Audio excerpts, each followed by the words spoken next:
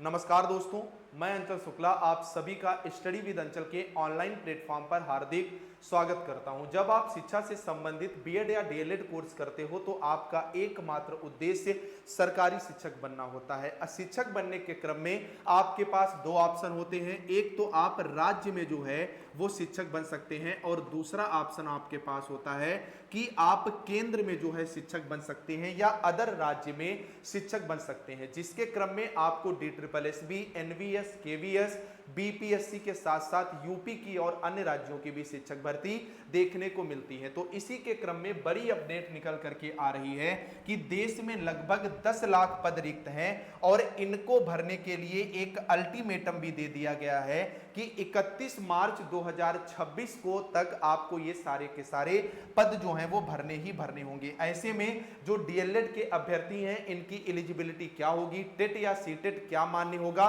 Complete जानकारी आपको इस एक छोटी सी वीडियो के माध्यम से मिलेगी, जो कि आपको जानना भी आवश्यक है। आप लोग वीडियो में लास्ट तक बने रहिएगा और चैनल पर नया हो तो चैनल को भी आप लोग तुरंत सब्सक्राइब कर लेना। तो आप यहां पर देखोगे एक समिति बनाई गई जिससे पूछा गया कि देश में जो शिक्षक के पद हैं वो कितने रिक्त हैं। तो समिति ने जल्द पदों को भरने का निर्देश दिया है।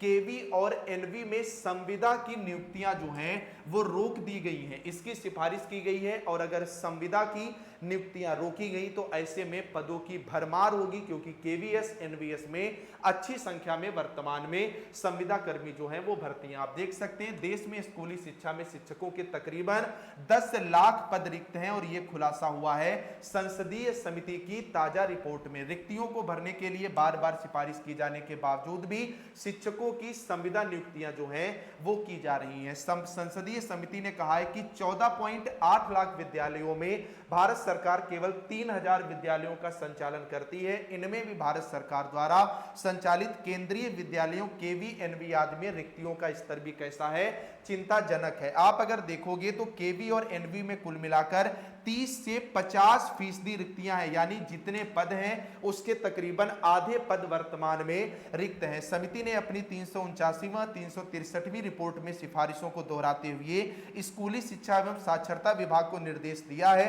कि वह भारत सरकार द्वारा संचालित विद्यालय जैसे केवीएस, एनवीएस आदि में रिक्त पदों को भरे और संविदा शिक्षकों के स्थान पर नियमित व स्थायी शिक्षकों की नियुक्ति करें। और यहीं पर इन्होंने ये स्पष्ट कर दिया है कि 31 मार्च 2026 तक आपको ये सारे के सारे पद भरने ही भरने हैं, यानी आपको एक बड़ी भर्ती का विज्ञापन जो है वो जल्द देखने को मिलेगा। और इसमें भी सबसे बड़ी खुशखबरी ये है कि 10 लाख रिक्त पदों में से तकरीबन 7.5 लाख पद जो हैं वो प्राथमिक शिक्षक के रिक्त हैं, यानी प्राइमरी की आपको एक बड़ी भर्ती देखने को मिलेगी। अब पहला सवाल उठता है कि डीएलएड की एलिजिबिलिटी जो है वो सर क्या रहने वाली है। तो अगर आप डीएलएड की एलिजिबिलिटी की यहां पर बात करोगे तो आप ये बात स्पष्ट रूप से यहां पर समझ लो कि आपका डीएलएड यानी बीटीसी कंप्लीट होना चाहिए। तो जिन स्टूडेंट्स का बिना बैक के डीएलएड कंप्लीट हो चुका है, कोई बैक वैक नहीं लगी है, वो सारे के सारे इसमें बैठेंगे। अब वर्तमान की अगर बात करोगे,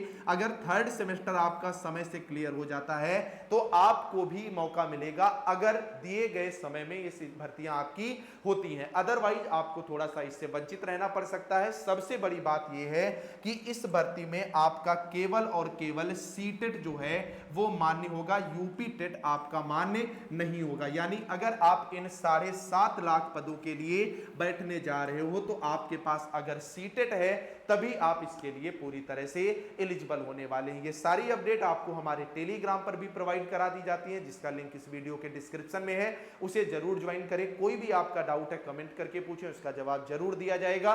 जाते जाते चैनल को सब्सक्राइब और वीडियो को लाइक करना मत भूलिएगा। नमस्कार।